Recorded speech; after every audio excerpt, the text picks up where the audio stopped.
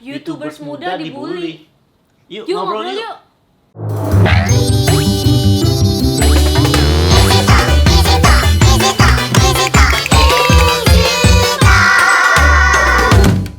Yeay. Kembali lagi di Easy Talk bersama saya Nuzel. Dan saya Cici Fani dan Yuna. Iya, jangan lupa Yuna selalu ada. Yeay. Hari ini mau ngomongin soal YouTubers muda dibully ya? Iya. Ada yang dibully ya? Iya, ada yang dibully, bukan banyak banget. Gua rasa ini bukan kasus 1-2 kali. Iya. Karena memang nomor satu ya YouTubersnya masih muda, pastinya skillnya masih masih belajar, masih banyak kekurangan, belum punya gadget, belum punya resources yang baik. Jadinya hasil videonya jadi jelek akhirnya karena di internet semua orang bisa ngomong seenak jidatnya gitu.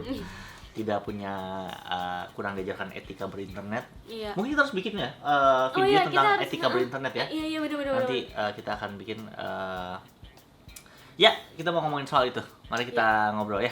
Ya. Silakan Fani. Nih, aku mau ada beberapa pertanyaan. Aha. Karena aku sendiri masih bingung kan. Ya. Di sini kan yang lama kan YouTubers lama kan Koedo YouTubers kan. tua. Tua. senior gitu. Biar lebih Nah, ini. menurut kamu kan aku kan sekarang kan kayak Ya. sering juga kan nonton YouTube bukan dari sini doang, bukan di Indonesia doang, Ya. tapi YouTuber luar negeri. Yes. Dan banyak banget anak-anak kecil sekarang dulu udah pada jadi YouTubers. Mhm. Bahkan saudara-saudara aku nih yang kecil-kecil cita-citanya apa? Jadi YouTubers. Yuh. Gitu loh. Kayak Iya. influence YouTuber tuh pengaruh besar banget. Betul. Dan banyak yang YouTuber yang kecil-kecil juga udah bagus-bagus bikinnya. Ya. Gimana sih pendapat Koko tentang YouTuber muda nih yang masih kecil-kecil yang dari umur segitu kita udah berkarya gitu Oke, mereka? sebenarnya nomor satu adalah di dalam terms and agreement YouTube. Kita bicara teknis dulu ya.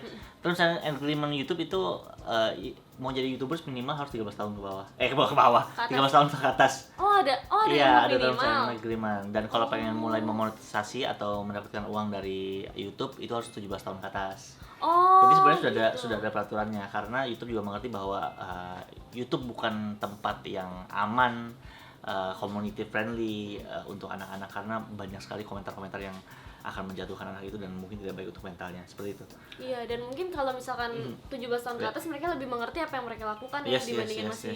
Yes. Jadi pendapat gua ya memang anak-anak zaman sekarang nontonnya kan bukan TV lagi. Iya, YouTube. Kebanyakan nontonnya YouTube, bukan berarti TV lebih jelek daripada YouTube. Tapi emang eranya Tapi ya. memang ada perubahan di sana. Dan TV tetap bagus di satu sisi, dari sisi news, dari berita dan hiburan-hiburan dewasa. Untuk yang lebih mature, lebih mengerti, orang lebih prefer TV. Tapi kalau untuk YouTube memang lebih banyak anak-anak kecil, makanya kita menjaga konten kita. Nah, ya gue senang banyak yang bercita-cita jadi YouTubers. Mudah-mudahan mereka bisa berhasil. Cuma memang menjadi YouTubers bukan sekadar bukan sekadar lu bikin video kemudian upload video sembarangan, tapi ada hal-hal yang harus kalian pelajari terlebih dahulu baru bisa jadi YouTubers. Yang dipelajari tuh biasanya tuh awal-awal tuh apa sih kok? Yang pertama pastinya teknik editing dan segala yang teknis lah, kamera, editing, upload dan hal-hal teknis lainnya. Cuma yang sebenarnya yang bisa membuat kalian jadi YouTubers yang baik adalah etika, konten, kreativitas, dan juga bagaimana cara memaintain sebuah channel dan konsistensinya, seperti itu sih. Oh gitu. Nah terus kalau menurut Koedo nih, karya YouTuber seperti apa sih tuh yang layak diapresiasi? Sebenarnya semua karya pasti layak diapresiasi dengan caranya masing-masing. Cuma kalau menurut saya pribadi, saya bisa salah. Menurut gua karya itu bukan dilihat dari view-nya, bukan dilihat dari seberapa viral videonya. Karena kalau lu mau video yang banyak view-nya, video banyak viralnya, ya pasang aja video semi porno kayak gitu, pasti banyak banget yang nonton dan banyak banget yang ngeklik. Jadi lebih ke dampak kepada masyarakat tuh apa gitu. Jadi bukan dinilai dari subscriber, bukan dinilai dari view, tapi dinilai dari dampak yang diberikan pada masyarakat. Apakah baik, apakah buruk, apakah impactful, apakah mengubah hidup orang, apakah bisa membuat orang-orang jadi lebih baik. Seperti gitu. Itu sih. Jadi konten yang positif ya Pak ya. Ya konten yang positif pasti ya. harusnya. Dan ini kan aku akhir-akhir ini suka nonton video anak-anak. Terus aku tertarik banget sama 2 channel nih. Aha. Yang pertama Toys and Me, Aha. sama yang satu lagi Even Cube. Oh, Evan Tube, yes. Ya, si Even ini jadi tuh ceritanya tentang YouTube mereka ini, mereka bikin challenge tapi anak-anak semua Yes, gitu loh. yes, yes, Dan yes, itu tuh yes. menarik menurut aku, kayak gila nih kecil-kecil ya udah pada jago gitu. Iya. Kayak nemu aja gitu. Terus aku lihat tuh teknik kameranya bagus, editingnya bagus. Itu tuh mereka tuh bikin sendiri atau Jelas itu pasti ada campur Pasti ada. tangan orang tuanya. Justru sebenarnya sebaiknya YouTubers muda itu didampingin sama orang tuanya atau orang yang lebih dewasa karena mereka lebih mengerti. Biarkan anak-anaknya bermain aja di depan kamera. Biarkan bapaknya yang upload, yang manage apa segala macam kayak gitu. Dan itu gue lakukan juga nanti Ya, kelak nanti. akan ada anak. Nomor satu, kenapa kalian jangan memanage YouTube kalian sendiri? Karena YouTube itu istilahnya itu udah masuk ke dunia nyata, maksudnya itu kalian tuh udah kayak dunia kerja gitu. Itu dunia nyata tuh seperti itu. Kalau pada saat kalian sekarang lagi tinggal sama orang tua kalian, ya kalian tuh sebenarnya lagi dilindungi sama orang tua kalian dari pengaruh-pengaruh buruk, dari orang-orang yang jahat. Kalian tuh dilindungi sama orang tua kalian tuh setiap hari. Kalian mungkin nggak sadar gitu. Nah, begitu kalian masuk ke YouTube itu udah kayak masuk ke dunia kerja, dunia bisnis. Dan itu banyak banget orang-orang yang jahat, orang-orang yang mau menjatuhkan, orang-orang yang pengen ngeliat kalian down, pengen ngeliat kalian sedih, yang membuli kalian hanya untuk kesenangan mereka. Nah, sebenarnya makanya sebenarnya masuk ke dunia YouTube, masuk ke dunia bisnisnya apalagi harus didampingin sama orang yang lebih dewasa. Akan lebih bagus didampingi orang tua. Dan itu mungkin akan jadi sebuah masalah yang besar karena orang tua di Indonesia belum sadar YouTube, Iya, belum tahu benar, potensinya benar. YouTube seperti apa. Jadi orang tua juga harus ikut ini ya, iya. ikut perkembangan zaman juga supaya Jadi yang bisa dilakukan menurut gua ya, teman-teman yang masih di bawah umur, yang masih 13 tahun, di bawah 13 tahun atau masih belasan tahun, berkaryalah.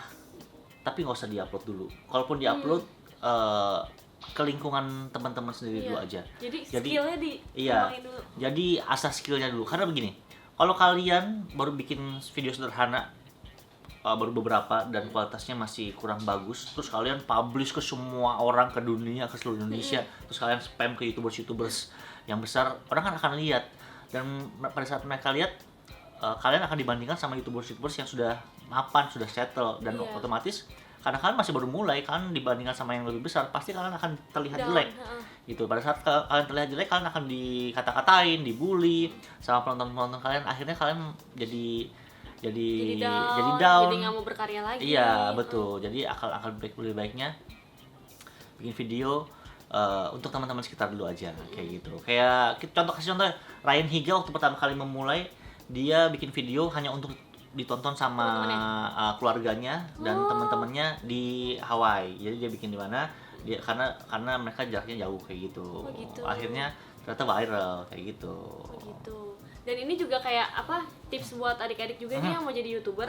Kayak kalian tuh bisa loh cerita ke orang tua kalian kayak kesukaan kalian apa, Yes. terus kayak YouTuber favorit kalian kayak gini Ya, gitu. Jadi ya, orang tua ya. kalian juga bisa ngasih saran, siapa tahu ya. Gue ada beberapa kali ketemu kok sama anak-anak yang jalan di mall, kemudian mereka minta foto, kemudian orang tuanya cerita sama gue bahwa dia pengen jadi YouTuber. So ya aku bilang ya didukung hobinya, karena selama hobinya positif ya lakukan, cuma dijagai gitu supaya dia bisa tahu apa yang benar, apa yang salah. Itu sih. Oh gitu. Yes. Gimana teman-teman? Ada Serius banget ya hari ini ya? Ini kok serius ya? Gak ada ketawanya nih, ketawa dulu deh. Nah, buat teman-teman yang mungkin ada cerita lain atau masukan lain tentang YouTubers muda berkarya, atau kalian mau share tentang anak-anak yang udah berkarya juga nih, kalian bisa tulis di bawah. Jadi gini, nomor satu adalah kalian harus belajar. Iya, belajar. Apapun itu, belajar di sekolah itu nomor satu.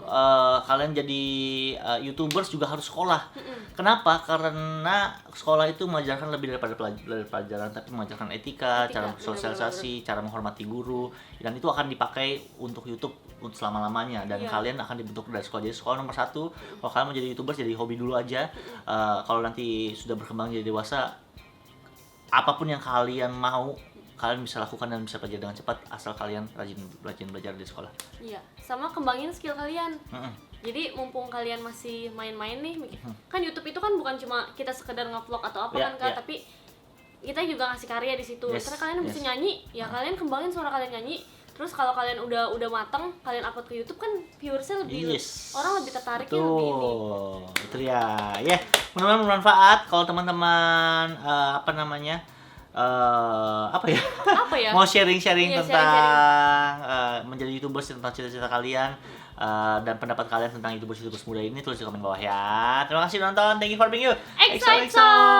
Hai, sebelum close atau pindah ke video lainnya, kasih like dulu ya. Dan follow gue di YouTube dengan cara subscribe ke channel ini, Edozel Days.